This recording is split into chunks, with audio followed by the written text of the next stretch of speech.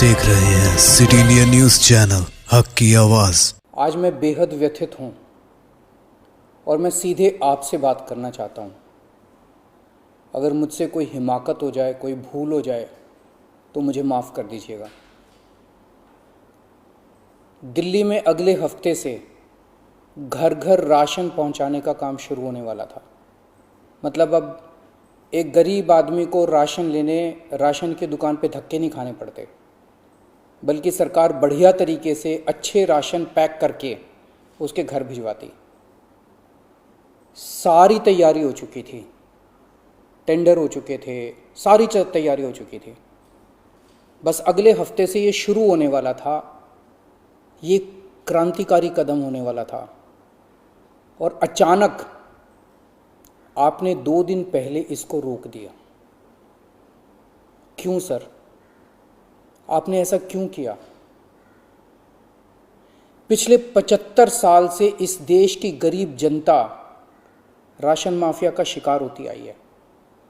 पिछले 75 सालों से हर महीने फाइलों में जनता के नाम का राशन जारी होता है, पर उनको मिलता नहीं है। अधिकांश राशन चोरी हो जाता है। ये राशन माफिया बहुत ताकतवर है सर, बहुत ताकतवर। आज से 17 साल पहले मैंने इस माफिया के खिलाफ आवाज उठाई थी। इस माफिया को ललकारने की हिम्मत की थी। तब मैं दिल्ली की झुग्गियों में एक एनजीओ में काम किया करता था। उन झुग्गियों में गरीबों को उनका राशन नहीं मिलता था, उनका राशन चोरी हो जाता था। तब हमने हिम्मत की गरीब लोगों को उनका राशन दिलवाने की। नतीजन हम पर 7 बार खतरनाक हमले हुए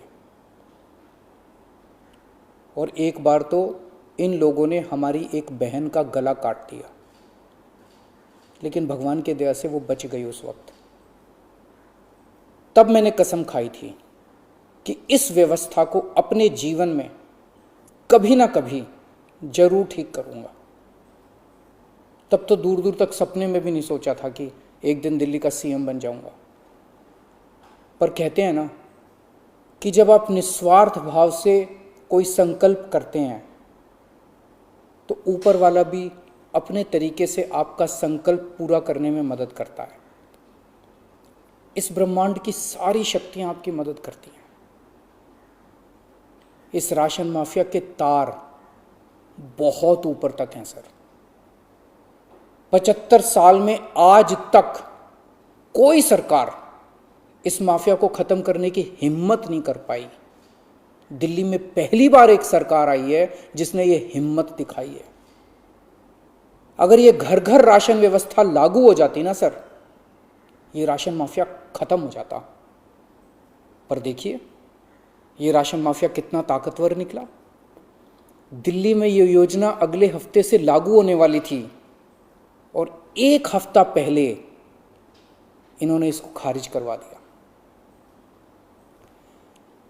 आपने ये कह के हमारी स्कीम खारिज की है कि हमने केंद्र सरकार से इसकी अप्रूवल नहीं ली।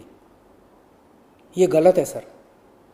हमने एक बार नहीं, 5 बार आपकी अप्रूवल ली है। ये रही सारी चिट्ठियां। केंद्र सरकार को हमने इतने सारे खत लिख के बताया कि हम ये योजना दिल्ली में लागू करने जा रहे हैं।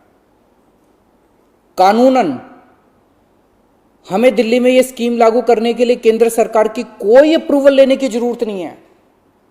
कानूनन इस स्कीम को लागू करने के लिए राज्य सरकार पूरी तरह से सक्षम है। लेकिन हम केंद्र सरकार के साथ किसी तरह का कोई विवाद नहीं चाहते थे, इसलिए हमने एक बार नहीं 5 बार आपका अप्रूवल लिया है सर। मार्च के महीने में हमारी योजना पे आपकी सरकार ने कुछ आपत्तियां लगाई, हमने आपके सारे ऑब्जेक्शन पूरे कर दिए। जैसे हमने इस योजना का नाम मुख्यमंत्री घर घर राशन योजना रखा था। आपने ऑब्जेक्शन लगाया कि हम इस योजना का नाम मुख्यमंत्री के नाम से नहीं रख सकते। हमारा मकसद अपना नाम चमकाने का नहीं था, हमारा एक ही मकसद था, किसी भी तरह से ये स्कीम लागू हो और गरीबों को उनका राशन मिलने लगे। हमने आपकी बात मान ली, हमने स्कीम से नाम ही हटा दिया, और भी आपने जितने ऑब्जेक्शंस किए हमने सारे मान लिए। इस सब के बावजूद भी आप कहते हो हमने आपकी अप्रूवल नहीं ली। और कैसे अप्रूवल लेते हैं सर? अब और कैसे अप्रूवल लें? इस सब के बाद भी आपने ये स्कीम खारिज कर दी, क्यों सर? लोग पूछ रहे हैं, अगर इस देश में पिज्जा की होम डिलीवरी हो सकती है, बर्गर की होम डिलीवरी हो सकती है, स्मार्टफोन और कपड़ों की भी होम डिलीवरी हो सकती है, तो फिर गरीबों के घरों में राशन की होम डिलीवरी क्यों नहीं होनी चाहिए? सारा देश जानना चाहता है आपने ये स्कीम खारिज क्यों की सर? आपने ये भी लिखा है कि चूंकि राशन दुकानदारों ने दिल्ली हाई कोर्ट में इस योजना के खिलाफ केस कर रखा है, इसलिए ये स्कीम खारिज की जा रही है। इस बात पे आप स्कीम कैसे खारिज कर सकते हैं? ये राशन दुकानदार इस योजना के खिलाफ हाई कोर्ट से स्टे लेने गए थे, हाई कोर्ट ने इन्हें स्टे देने से मना कर दिया। जब हाई कोर्ट ने इन्हें स्टे नहीं दिया तो आपने इस स्कीम पे स्टे कैसे लगा दिया? आपको इन राशन वालों से इतनी हमदर्दी क्यों है? अगर आप राशन माफिया के साथ खड़े होंगे सर, तो इस देश के गरीब लोगों के साथ कौन खड़ा होगा? दिल्ली के उन 70 लाख गरीब लोगों का क्या होगा जिनका हर महीने ये राशन माफिया राशन चोरी कर लेता है? उन 20 लाख गरीब परिवारों की कौन सुनेगा? और एक बात, उस हाईकोर्ट के केस में केंद्र सरकार भी पार्टी है। कोर्ट में केंद्र सरकार ने अपना जवाब दाखिल किया है। क्या कहा है कोर्ट में केंद्र सरकार ने? केंद्र सरकार ने कोर्ट में हमारी इस योजना के खिलाफ एक भी आपत्ति नहीं की है। जब कोर्ट में आपको हमारी योजना के खिलाफ कोई आपत्ति नहीं है, तो फिर कोर्ट के बाहर अब इस योजना को खारिज क्यों किया जा रहा है? ये कोरोना का बहुत कठिन समय है। मैं कई ऐसे लोगों को जानता हूं जो कोरोना होने के डर से राशन लेने नहीं जाते। राशन दुकान पे भीड़ लगती है, लोगों को लगता है कि अगर वो राशन लेने गए तो उन्हें कोरोना हो जाएगा। ये सब गरीब लोग हैं सर। इनमें कई लोग कोरोना काल में अपनी नौकरी खो चुके हैं, उनके घर में अब खाने को नहीं है। अगर हम उन्हें इनके घर तक राशन पहुंचाना चाहते थे तो इसमें आपको क्यों आपत्ति है? कहा जा रहा है कि तीसरी लहर बच्चों पे भारी पड़ेगी। अगर उनके माता पिता को राशन दुकान पे भीड़ की वजह से कोरोना हो गया तो उनके बच्चे भी तो फिर कोरोना ग्रसित हो जाएंगे। मुझे तो लगता है सर कि कोरोना काल में केवल दिल्ली ही नहीं बल्कि पूरे देश में घर घर राशन योजना तक या घर घर तक राशन पहुंचाने की इस योजना को लागू कर देना चाहिए। ये दुकानें सुपर स्प्रेडर हैं। राशन की दुकानों पे लगने वाली भीड़ से बचा जा सकेगा। कितने ऐसे बुजुर्ग हैं सर जो राशन की दुकान से राशन लेने नहीं जा सकते? कितनी ऐसी गर्भवती महिलाएं हैं जो राशन की दुकान से राशन नहीं ला सकती? अगर हम उनके घर राशन पहुंचाना चाहते हैं तो इसमें क्या समस्या है? केंद्र सरकार के कुछ ऑफिसर कह रहे हैं कि इस स्कीम के खारिज होने का असली कारण यह है क्योंकि ये केंद्र सरकार का राशन है। ये योजना लागू करके दिल्ली सरकार को इसका श्रेय क्यों मिलना चाहिए? सर यकीन मानिए, ये काम मैं रत्ती भर भी क्रेडिट के लिए नहीं कर रहा। मेरा सिर्फ एक ही मकसद है, किसी भी तरह गरीबों को उनका पूरा राशन मिले। आप प्लीज मुझे ये लागू कर लेने दीजिए। सारा क्रेडिट आपका, सारा श्रेय आपका। मैं खुद सारी दुनिया से कहूंगा खड़ा होकर कि ये योजना मोदी जी ने लागू की है। और फिर ये राशन ना आपका है ना मेरा है। ये राशन ना आम आदमी पार्टी का है ना भाजपा का है। ये राशन तो इस देश के लोगों का है और इस राशन की चोरी रोकने की जिम्मेदारी हम दोनों की है। इस वक्त देश बहुत भारी संकट से गुजर रहा है। ये वक्त एक दूसरे का हाथ पकड़ के मदद करने का है।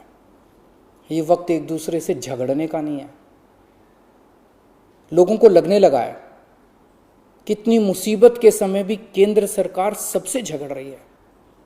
आप ममता दीदी से झगड़ रहे हैं, झारखंड सरकार से झगड़ रहे हैं, आप लक्षद्वीप के लोगों से झगड़ रहे हैं, महाराष्ट्र सरकार से लड़ रहे हैं, दिल्ली के लोगों से लड़ रहे हैं, किसानों से लड़ रहे हैं। लोग इस बात से बहुत दुखी हैं सर कि केंद्र सरकार सबसे लड़ रही है। ऐसे देश कैसे चलेगा? आप हम सबसे क्यों लड़ रहे हैं? हम सब आपके ही हैं, हम सब भारतवासी हैं। ऐसे में हम सब आपस में लड़ेंगे तो कोरोना से कैसे जीतेंगे? हमें आपस में नहीं लड़ना, हम सबको मिलके कोरोना से लड़ना है। कल सब लोग अखबारों की ये हेडलाइन पढ़ना चाहते हैं, मोदी जी ने दिल्ली सरकार के साथ मिलके दिल्ली के हर गरीब के घर राशन पहुंचाया। ये पढ़ना चाहते हैं लोग टीवी चैनलों पे ये ब्रेकिंग न्यूज़ देखना चाहते हैं कि मोदी जी और केजरीवाल ने मिलके दिल्ली के लोगों के गरीब लोगों के घरों तक राशन पहुंचाया। लोग ये खबर पढ़ना चाहते हैं सर, लोग ये खबर सुनना चाहते हैं। लोग ये नहीं सुनना चाहते कि केंद्र सरकार ने फिर से दिल्ली सरकार से झगड़ा कर लिया, कि केंद्र सरकार ने फिर से दिल्ली सरकार की एक और अच्छी योजना पर रोक लगा दी। मैं हाथ जोड़ के दिल्ली के 70 लाख गरीब लोगों की ओर से आपसे विनती करता हूं, सर प्लीज इस योजना को मत रोकिए। ये राष्ट्र हित में है, इसे होने दीजिए। आज तक राष्ट्र हित के सभी कामों में मैंने आपका साथ दिया। मैंने हमेशा कहा है कि राष्ट्र हित के किसी भी काम में राजनीति नहीं होनी चाहिए। अगर कोई विपक्षी पार्टी की सरकार भी राष्ट्र हित में कोई काम करती है, हम उसका साथ देते हैं। राष्ट्र हित के इस काम में आप भी हमारा साथ दीजिए सर। अभी तक की सरकारों ने देश के गरीब लोगों को 75 साल तक राशन की लाइन में खड़ा रखा। इन्हें और अगले 75 साल राशन की लाइनों में खड़ा मत कीजिए सर, नहीं तो ये लोग मुझे और आपको कभी माफ नहीं करेंगे। जय हिंद।